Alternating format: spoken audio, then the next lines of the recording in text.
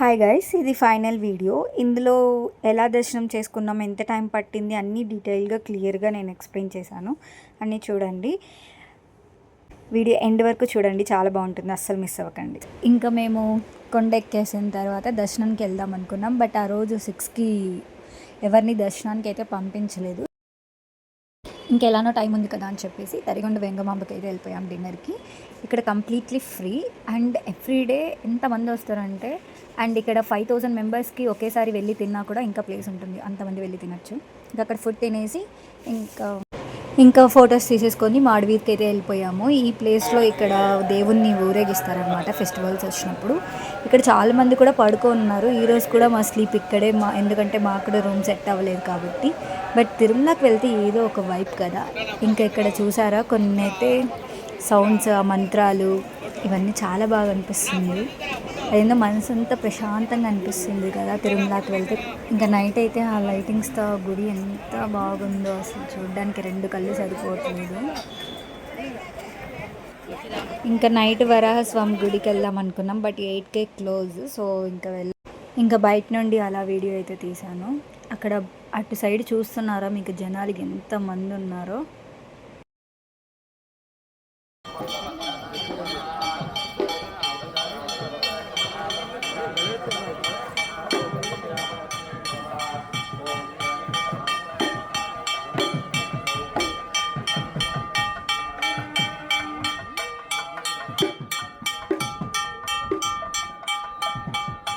ఇంకా మేము early morning 4కే లేసి ఫ్రెష్ అప్ అయ్యేసి వరాహస్వామి టెంపుల్కి అయితే వెళ్ళిపోయాం. అప్పటికే చాలామంది జనాలు ఉన్నారు.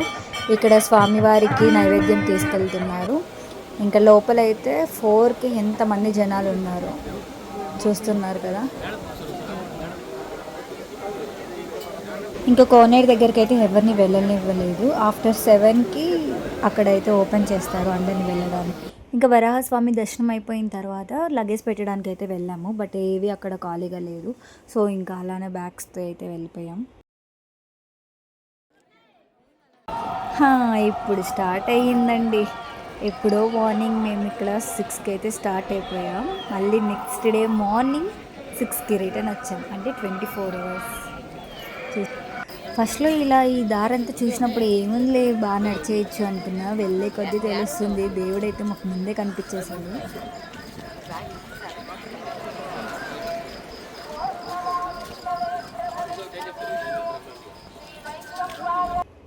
చూడండి ఇప్పుడు ఇక్కడ 30 hours అని పడుతుంది, ఎక్స్పెక్టెడ్ అవర్స్. అది కూడా 30 hours మేము ఇంకా ఇలానే వెళ్తూ ఉండాలి, అది కూడా విత్ బ్యాగ్స్తో. ఇంకా మా సిచ్యువేషన్ ఇంకా నేనైతే ఎక్కడ ప్లేస్ ఉంటే అక్కడ కూర్చుండిపోయి పడుకునేస్తున్నాను. ఏంటి బాగా పడుకున్నారు కదా ఇంకేంటి అనుకుంటున్నారా, ఇది యాక్చువల్లీ 9:30 అరౌండ్ అనుకుంటాను. అప్పుడు మాకు ఈ కంపార్ట్మెంట్స్లో అయితే వేశారు.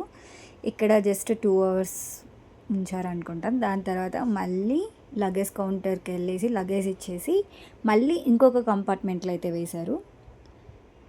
ఇంకా మాకు దర్శనం బయటకు వచ్చేసరికి 7 అయితే అయిపోయింది. మేము ముందు రోజు మార్నింగ్ 6కి స్టార్ట్ అయితే నెక్స్ట్ డే మార్నింగ్ 7కి రిటర్న్ వచ్చాం.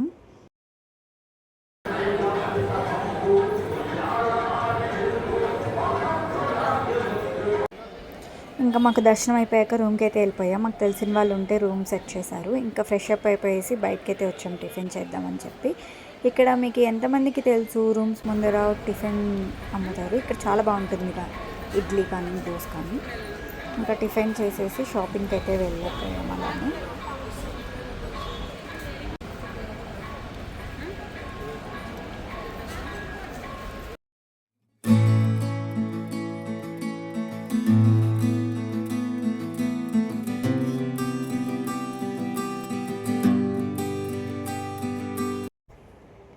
ఇంకా అలా చూస్తున్నాను ఏం తీసుకోవాలా అని చెప్పి.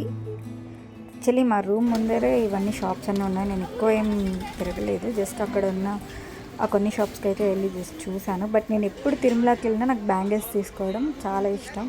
సో నాకు మా మమ్మీకి అయితే bangles తీసేసుకున్నా.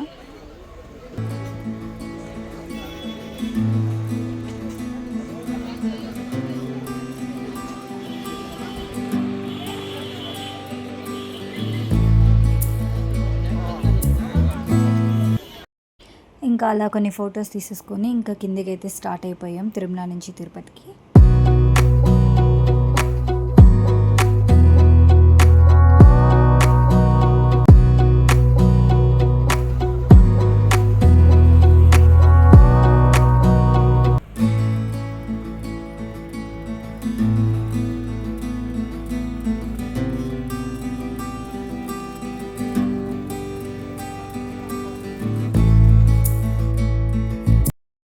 And end of the trip, going back home with leg pain, bag of laddus, sleepy face, empty wallet, and the heart full of blessings.